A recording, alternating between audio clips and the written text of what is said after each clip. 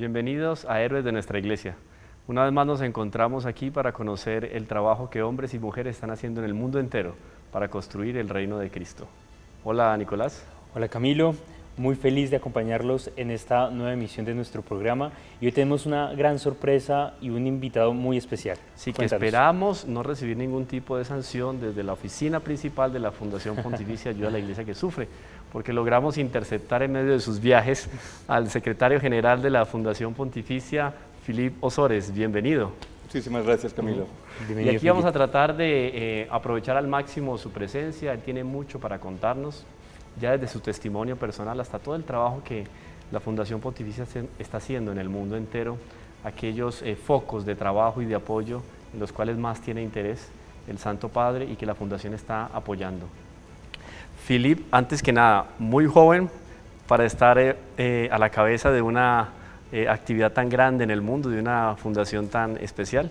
Así que antes que nada una felicitación, ¿no? Muchas gracias, Camilo.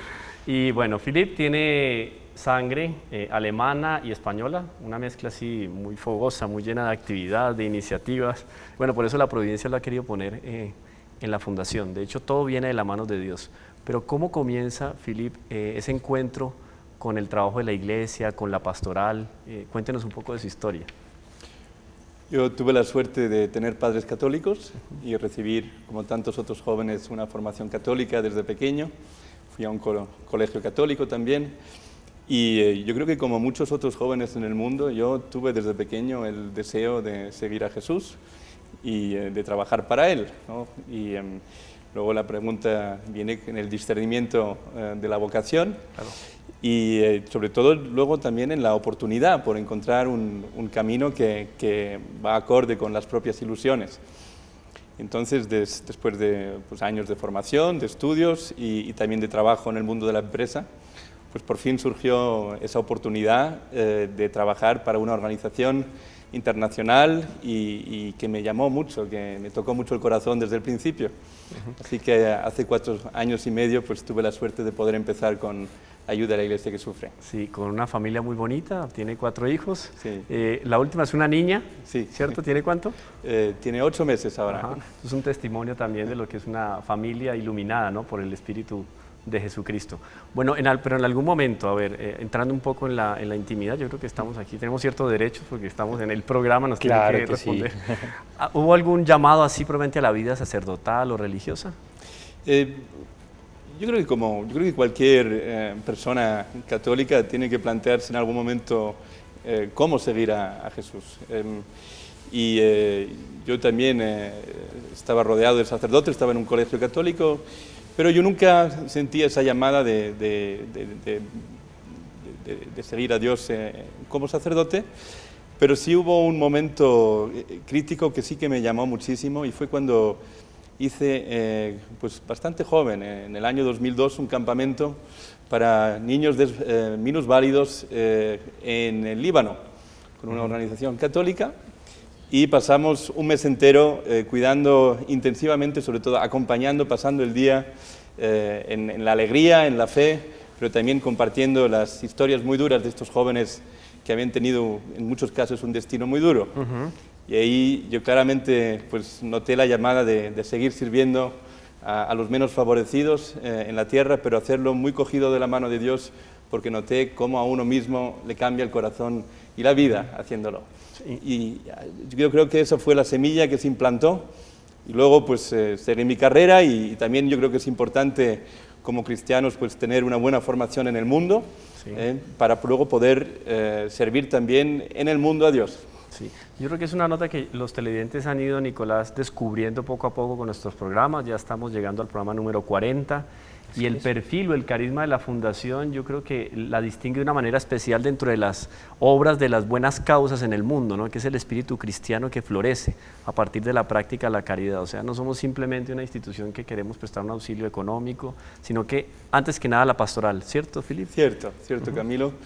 Y bueno, es una obra que realmente decidió estar muy firmemente anclada en la fe, en la cercanía a Dios, pero bien arraigada ahí, luego saber extender la mano de una forma muy eficaz, directa, al que lo necesita. pero siempre el riesgo es cuando uno se vuelca tanto a ayudar, Sí. de perder las raíces en la fe, ¿no? de perderse en lo técnico, en lo profesional, y eso es algo que intentamos cuidar muchísimo, ante todo permanecer arraigados en la fe, en la Iglesia, pero desde ahí, eso sí, de una forma lo más práctica y con ilusión, ayudar al prójimo. Claro, ahí tiene más proyección, ¿no? El trabajo. Así es que bueno, Philip, yo los quiero invitar y a ustedes también, televidentes, que veamos la siguiente nota que hace HM Televisión sobre cómo te posicionan en este cargo tan importante de la Fundación, que es un cargo de servicio. Entonces vamos a conocer un poco más qué motivó a Philip pues, a servir en esta fundación. Veamos la siguiente nota.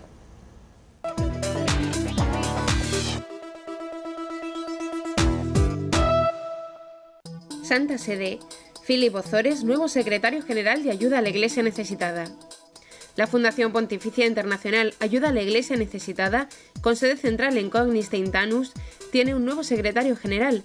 Se trata de Philip Ozores, quien desde 2013 era el director de finanzas de la Fundación. Ozores ha asegurado estar muy agradecido de que en Ayuda a la Iglesia Necesitada mi fe pueda fundirse en una unidad con mi trabajo. Hispano-alemán, nacido en Frankfurt de Meno en 1979, había trabajado anteriormente en el Consejo de Dirección de la Fundación de Auxilio de la Orden Maltesa Alemana y como asesor de la empresa internacional de consultoría McKinsey. Ahora se hace cargo de una posición que desde la refundación institucional como Fundación Pontificia en 2011 venía siendo desarrollada por el presidente ejecutivo Barón Johannes Hieremann von Zuwit. Philip Ozores está casado y tiene 3 hijos. En su discurso con ocasión de la toma de posesión, el presidente Barón Johannes Hieremann dijo: «El secretario general desempeña una labor de mucha responsabilidad, pues con sus vicesecretarios generales es responsable de la dirección operativa de AIN, tanto en la central de Cognistein como de toda la fundación, con sus 21 secciones. El término decisivo para una buena toma de posesión no es poder sino servicio, y solo puede servir quien ama». En su respuesta, Ozores declaró: «Estoy muy agradecido de que en AIN mi fe pueda fundirse en una unidad con mi trabajo. Como conceptos fundamentales para su labor ha elegido alegría, sensibilidad y efectividad, una alegría omnipresente de que somos hijos de Dios, una profunda sensibilidad frente a las necesidades de nuestros hermanos y hermanas en la fe y una orientación consecuente para obtener efectividad en el empleo de los fondos que nos han sido confiados». Muy especial el carisma dentro de las obras de la Iglesia. Tiene algo de institución religiosa, de comunidad religiosa, ¿no? Cuéntanos un poco, Philip, cómo nace este carisma dentro de la Iglesia, porque es un carisma para el servicio, un poco la historia y cómo va evolucionando. Como tantas obras de la Iglesia, Ayuda a la Iglesia que Sufre también nace de la iniciativa de un hombre, o de una mujer, en este caso de un hombre, que se siente llamado por conocer una gran necesidad. Se trata del padre Berenfried van Straten, un monje premonstratense holandés que estaba en un monasterio en Bélgica. Estamos hablando de la Europa después de la Segunda Guerra Mundial, una Europa completamente destruida, con millones de muertos, millones de refugiados, familias destruidas, también a nivel material la desolación. Y él es llamado por sus superiores a conocer la necesidad de los refugiados en Alemania. Y es curioso porque, perdón, él siendo de clausura, ¿no? Sí, pues le llamaron a hacer a esa misión y estábamos hablando de una Alemania que había provocado quizá la guerra más terrible de la historia y había causado muchísimo daño a los demás. Y él, viendo la necesidad de las mujeres, de los niños, de los heridos en campos de refugiados de una magnitud que hoy casi no nos podemos imaginar, pues él sintió la llamada de Dios por llamar a la ayuda por estas víctimas y por animar a la reconciliación de los pueblos en Europa, pero siempre firmemente anclados en la fe.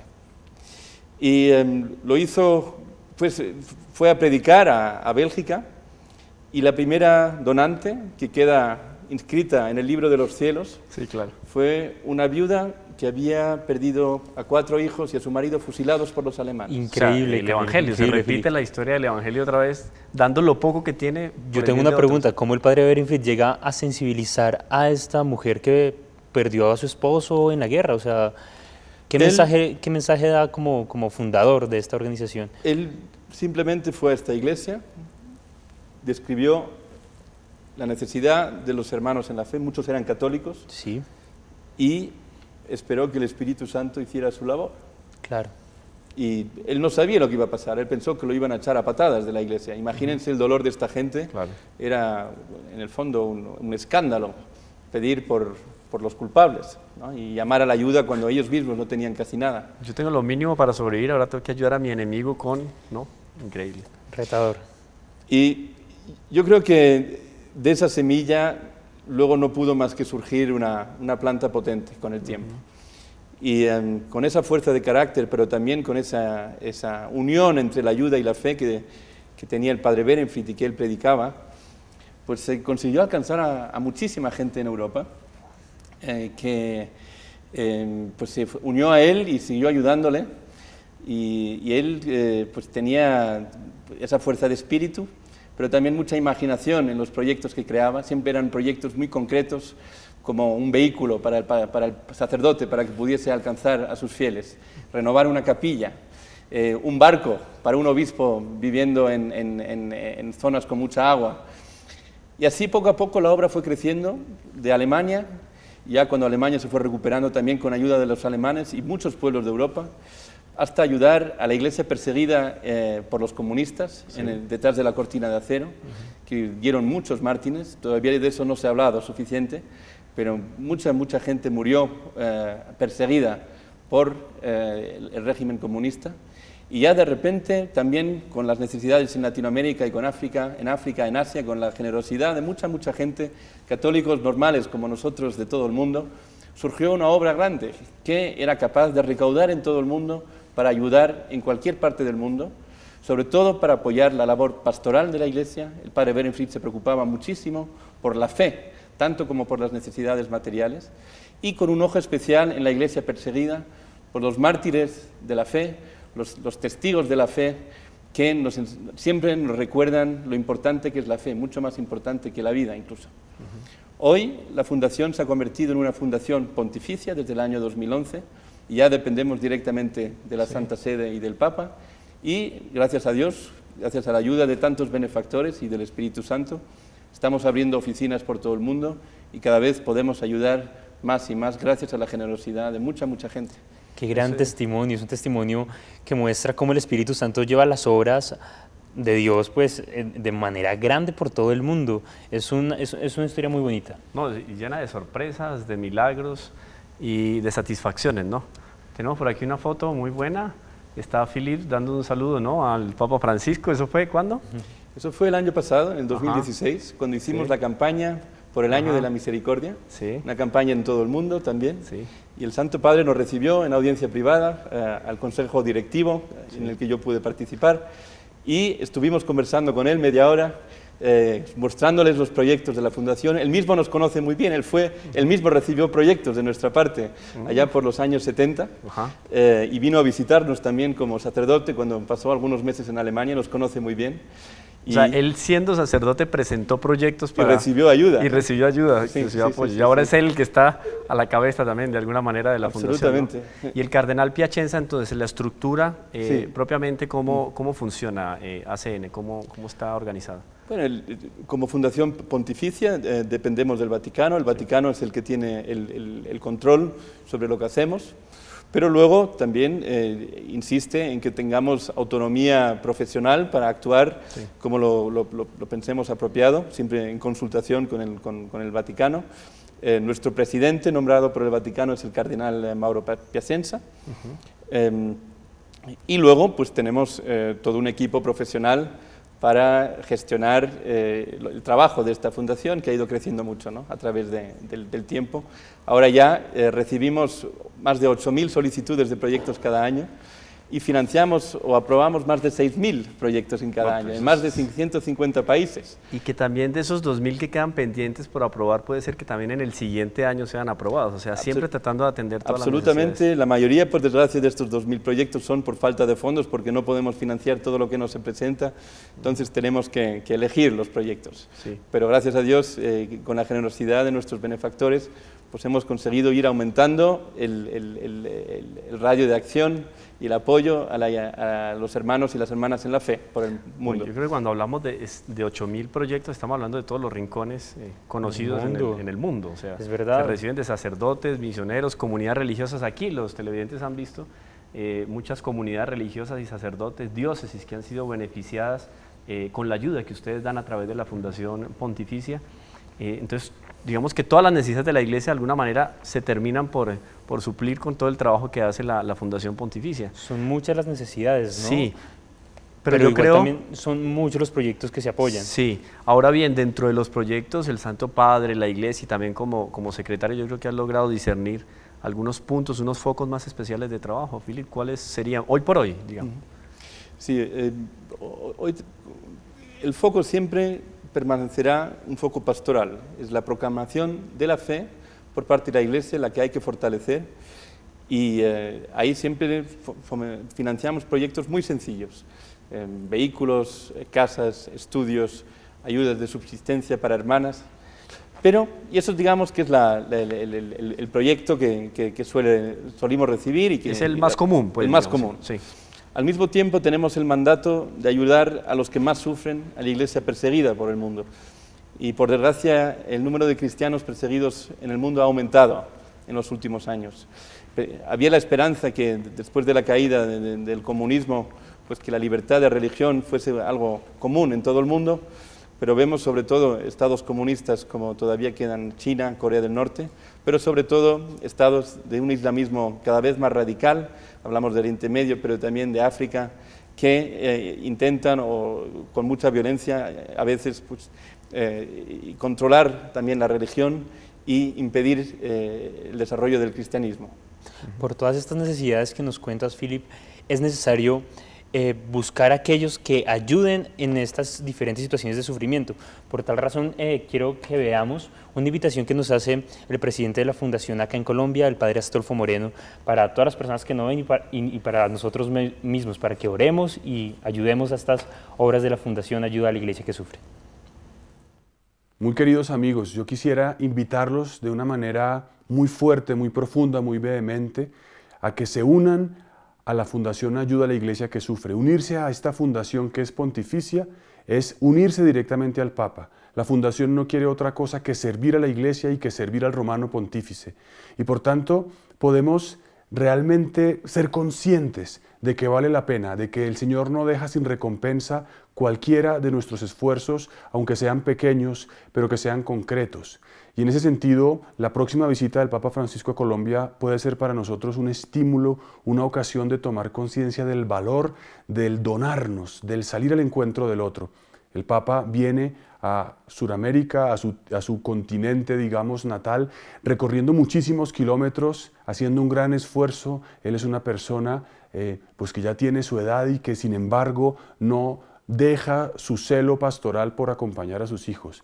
Ese ejemplo del Papa nos puede ayudar a responder nosotros con nuestros esfuerzos y también con nuestras donaciones. Son tantos proyectos que se apoyan en Colombia y en tantos países del mundo y que realmente son posibles por la ayuda de muchas personas que generosamente aportan y donan de sus bienes materiales para que la Iglesia pueda continuar su tarea evangelizadora. Así que los animo especialmente a que nos apoyen, a que apoyen a la tarea de la Fundación Ayuda a la Iglesia que Sufre. Muchas gracias. Ahí está. A lo largo del programa van viendo que aparece un teléfono celular. Nos pueden llamar, escribir también por WhatsApp y se unen a esta causa.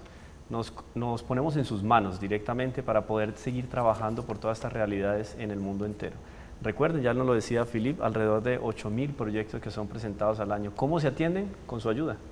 Pero ¿cómo se estudian los proyectos también? Porque uno se imaginaría un verdadero batallón, un contingente de personas en Alemania estudiando. ¿Cómo es el proceso después de que llega el pedido, el proyecto, para que los televidentes tengan en cuenta? Cuando Philip nos hablaba de proyectos presentados, son solicitudes para que la Fundación dé un apoyo. Entonces, ¿cuál es el proceso de este proyecto cuando llega a la Fundación, Philip? En mi opinión, el secreto de esta fundación es su sencillez. Ya les dije que la mayoría de los proyectos son muy fáciles. Se trata de un vehículo para un sacerdote que a lo mejor no tiene ningún vehículo, o una moto, o se le ha roto, y de repente con este vehículo puede multiplicar su presencia en todos los poblados de la región. Creo que muchos colombianos también saben lo que es vivir en lugares difíciles, de geografía difícil. Imagínense lo que significa de repente pues, poder alcanzar los poblados que antes solo podía alcanzar después de muchas horas de camino. Pues ese tipo es el tipo de proyectos que solimos recibir infraestructura, vehículos, estudios. Entonces, lo único que se trata es que nuestros expertos sobre las zonas regionales, que están en la sede, que está ubicada en Alemania, que miren estos proyectos, vean que el obispo local apoya este proyecto, eso es muy importante. Tenemos que asegurarnos de que la iniciativa, que no solo sean buenas desde el punto de vista general, sino que también gocen del apoyo del obispo local. Estén en comunión con la iglesia. Completamente en comunión. Y de acuerdo con el plan de desarrollo del obispo para su diócesis. Sí. Y enseguida, pues dependiendo de la envergadura del proyecto, o el responsable, o consejos ya de mayor envergadura, hasta 1 millón de euros para el proyecto, que se financien solo con aprobación de Roma, pero rápidamente se deciden y se envían los fondos, eso es muy importante, es decir, también los fondos no los guardamos. Intentamos que los fondos que recibimos de recaudación inmediatamente sean utilizados para la labor pastoral de la Iglesia. No queremos administrar fondos, queremos ayudar a la gente. Sí, yo creo que es increíble y los televidentes se estarán preguntando, bueno, y experiencias más significativas.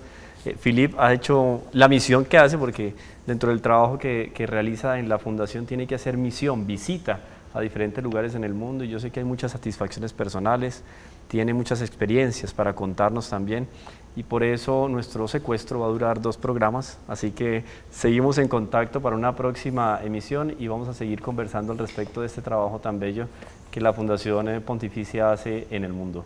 Nicolás, las redes y para que la gente se comunique con nosotros. Claro, Camilo, pues los invitamos a que hagan parte de la Fundación comunicándose por nuestras redes sociales, a nuestro teléfono 484-8890, a nuestro celular 314-445-1449. Recuerda que nos puedes escribir por WhatsApp, dejando tus datos para que nosotros te podamos contactar y que puedas recibir también nuestro boletín bimensual.